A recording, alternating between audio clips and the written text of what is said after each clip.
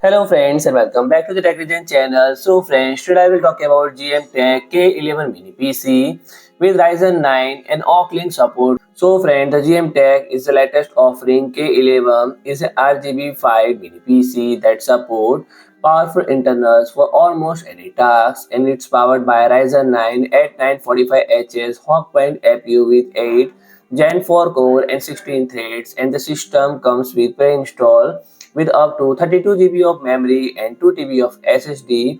So friend, the memory can be upgraded to whopping 96 GB, and where the storage can be upgraded to 8 TB via the dual M.2 slot, and the integrated Radeon 780M GPU is decently powerful for most non-intensive workloads. And the Link port that definitely comes in handy, offering speedy eGPU connection that for outshine USB-based solution, and the cooling solution appear to be sufficient on paper, allowing the system to draw up to 70 watt. In terms of port and connectivity, the K11 support dual USB 4.0 port, dual 2.5 gigabit LAN port, HDMI 2.1, DP 2.1, dual USB 2.0 port, as well on audio jack, and wireless requirement on the other hand are managed by Wi-Fi 6 and Bluetooth 5.2.